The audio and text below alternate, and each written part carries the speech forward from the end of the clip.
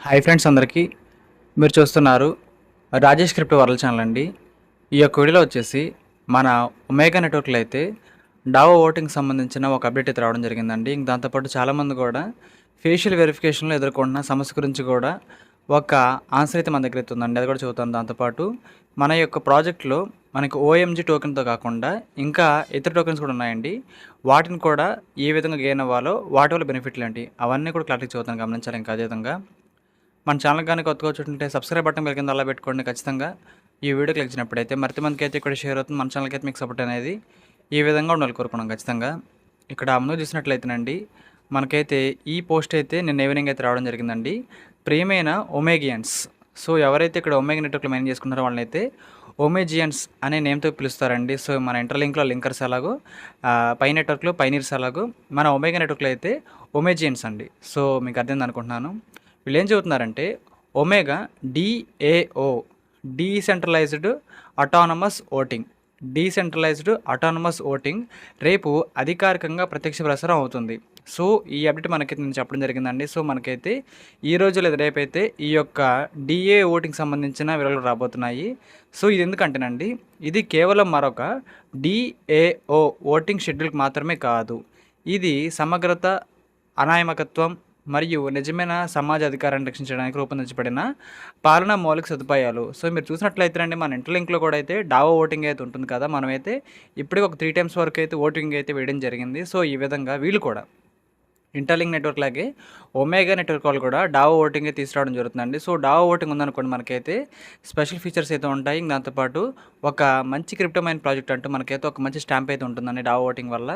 So దీన్ని మనం కూడా తీసుకొస్తామని చెబుతున్నారన్నమాట ఒక మాటలో చెప్పాలంటే. ఒమేగా డిఏవి అండి. సో డీసెంట్రలైజ్డ్ అటానమస్ ఓటింగ్ అనమాట. డిఏఓలోనే ఇది ఒక సెక్షన్ అనమాట, ఓటింగ్ సెక్షన్ అనమాట. సో దీన్ని అయితే వి ఫర్ ఓటింగ్ అనమాట. ఇది చూసినట్లయితే పూర్తిగా డీసెంట్రలైజ్డ్ నిర్మాణం, కేంద్రీకృతమైన ఓవర్ డ్రైవ్ లేదు.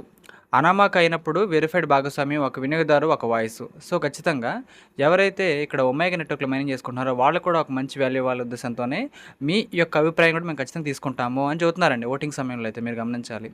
ఇక్కడ ప్రతిపాదన సమర్పణ నుండి తుది అమలు వరకు పారదర్శకత. సో ఖచ్చితంగా ఈ ఓటింగ్ సెక్షన్ వచ్చినప్పుడు, ఫర్ ఎగ్జాంపుల్కి ఇది ఎప్పుడెప్పుడు ఉంటుందంటే మనకి లిస్టింగ్ టైంలో కానీ, ఇంకా దాంతోపాటు హాల్వింగ్ టైంలో కానీ, ఇంకా దాంతోపాటు ఏదైనా సరికొత్త ఫీచర్ని తీసుకురావాలనుకున్నప్పుడు కానీ ఉంటుందండి. మన ఇంటర్లింక్లో అయితే మన డావో ఓటింగ్ అనేది ఈ రికవరీ బర్నింగ్ ఆప్షన్ అయితే పెట్టారు, అప్పుడైతే ఓటింగ్ వేసాం. దాంతోపాటు హాల్వింగ్ అప్పుడు కూడా ఈ 2 సందర్భాల్లో ఓటు అయితే వేసామండి. సో మన యొక్క ఒమేగాలో కూడా త్వరలో మనం అయితే ఓటు వేసే సందర్భం రాబోతుందండి. అందరూ గమనించాలి ఈ పాయింట్ అయితే.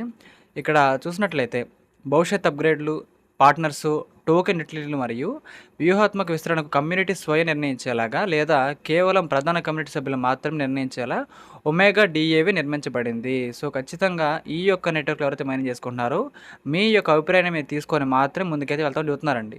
సో ఖచ్చితంగా మనకు కూడా ఒక మంచి అయితే వాల్యూ ఇస్తున్నారు అనే పాయింట్ అందరూ తెలుసుకోవాలని పాయింట్ ఆఫ్ వ్యూ చూసినట్లయితే ఇది ప్రాజెక్టును నేరుగా రూపొందిస్తుంది. సో అసలు ఈ యొక్క డావో ఓటింగ్ కానీ డిఏవి కానీ ఎందుకు మరొక ఎక్స్ప్లెనేషన్ ఉంది ఇక్కడ. ఇది ప్రాజెక్ట్ యొక్క పదాన్ని నేరుగా రూపొందిస్తుంది.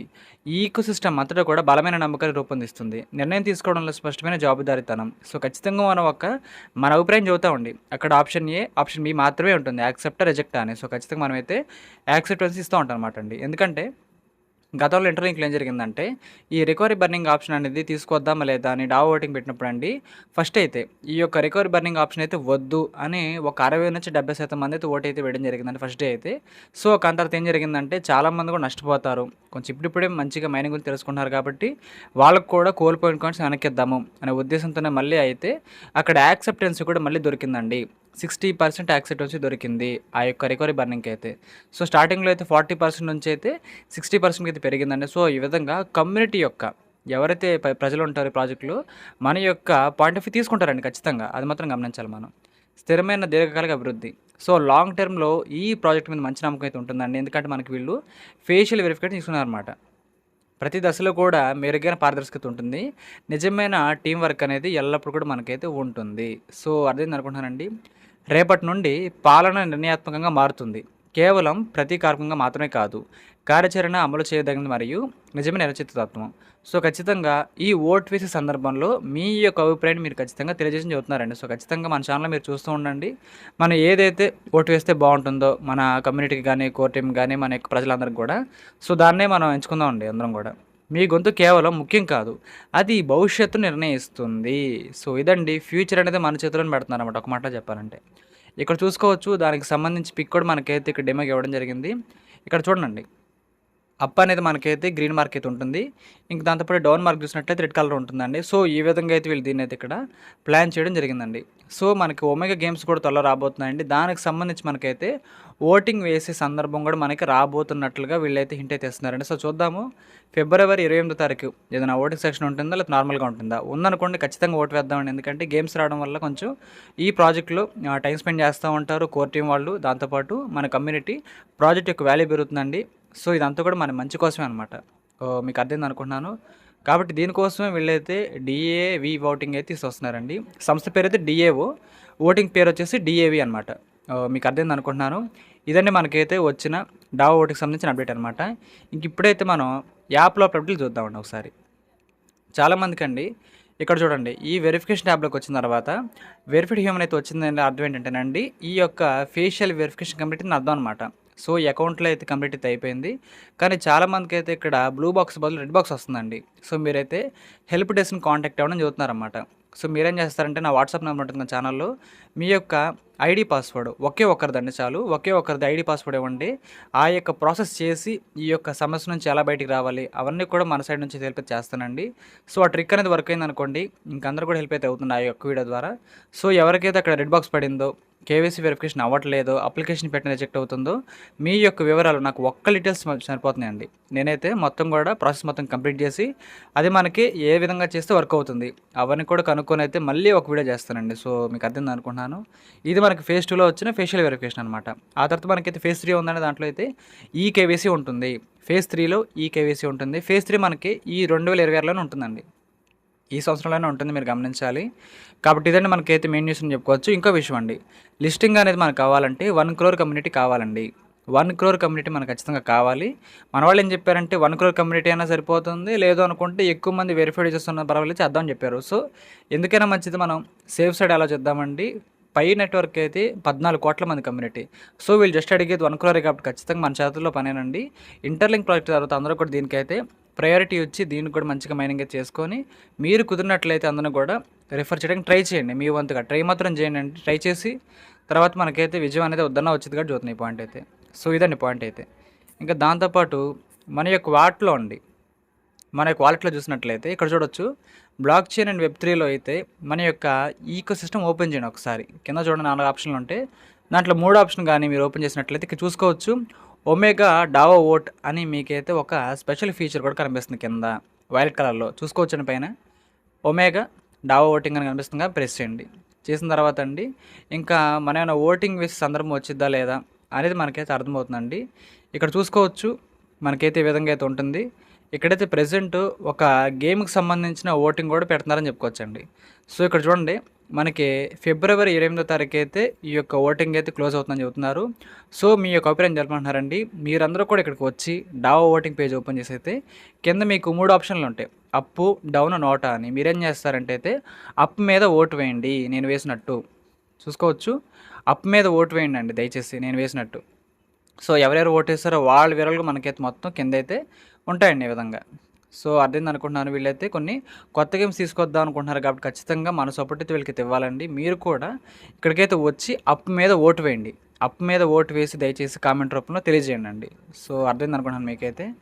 ఇంకా దాంతోపాటు అండి ఇక్కడ చూడండి, మన వ్యాలెట్లోకి వచ్చిన తర్వాత ఇక్కడ మొత్తం కన్ఫ్యూజన్గా ఉంటుందండి కొంచెం.